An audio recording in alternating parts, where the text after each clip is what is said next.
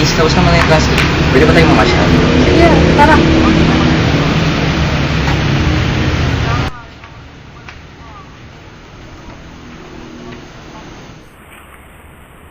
Di ko alam ang nararamdaman nang mawala ka at ako'y nag-iisa.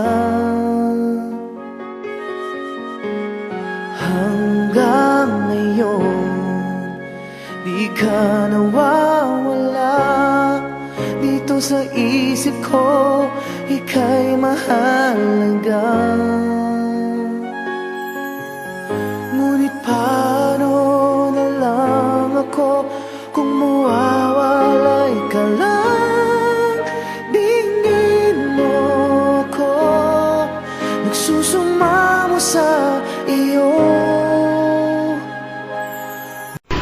Nag-enjoy ka ba, Chris, sa pamamasyal? Oo naman. Pwede ba kitang yayain kumain bukas ng umaga? Linggo naman eh. Okay lang. Bukas ulit, uwi na ako.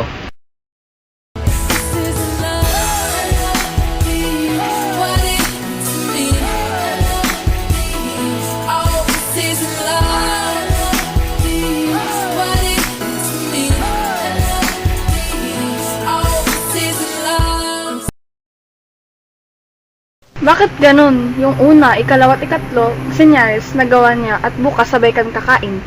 Yun ang pang-apat ni Senyares. Siya nga ba yung nasa hula?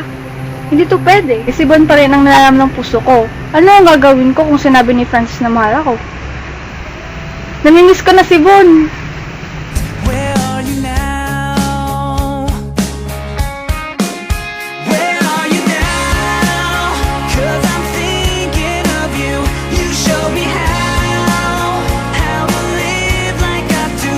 If it wasn't for you, I would never be who I am. Nagawa ko na yung pinag-uutos mo na kaibigan si Chris. Bukas ko gagawin ang ika-4 at ika-5 senyales. Kakain kami ng sabay at pagkatapos, noon ay sasabihin ko na mahal ko siya. Magaling, para naman masaya ako bago ako malis bukas.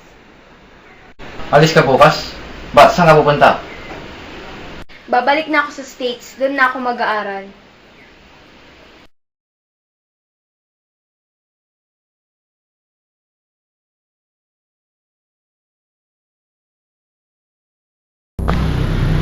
Balita ko sinagot na ni Chrissy Franz, kung ako sa'yo magpapakalayo-layo ka na rin.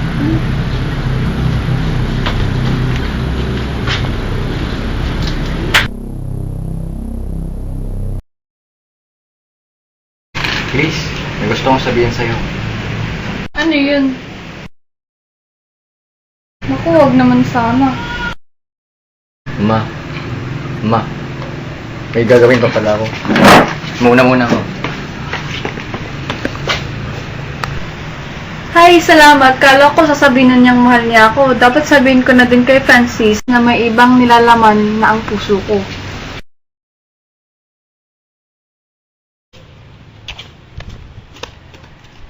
Pare, pwede mo ba ito ibigay kay Chris? Bibiyahin na ako Maynila, doon ako mag-aaral. Mahal ko si Chris pare, pero ikaw ang pinili niya. Kailan ko nang itigil ang kalokohan na ito.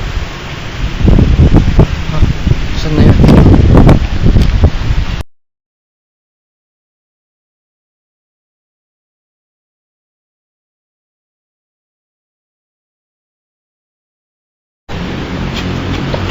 Chris, may kailangan kang malaman. Mahal mo ko? May kailangan ka ring malaman. Si Bon pa rin ang nalalaman ng puso ko. Siya ang mahal ko. Hindi yun. Inutusan lang ako ni Ann na paibigin ka at gawin lahat ng senyales. Ang kapalit dun ay pag-aaralin ako. Hindi ko kinayang gawin ang panglimang senyales. Hindi ko na kayang magsinungaling. Patawarin mo ako, Chris. May kailangan ka din malaman. Ngayon lang ako nagkaroon ng lakas ng loob. Hindi nakapunta si Bon sa Digno dahil nutusan ni Ann si Carl na patulugin si Bon. Inutusan din niya si Jen upang pagselosin ka. Kaya ako lang dito para ibigay itong sulat galing kay Bon.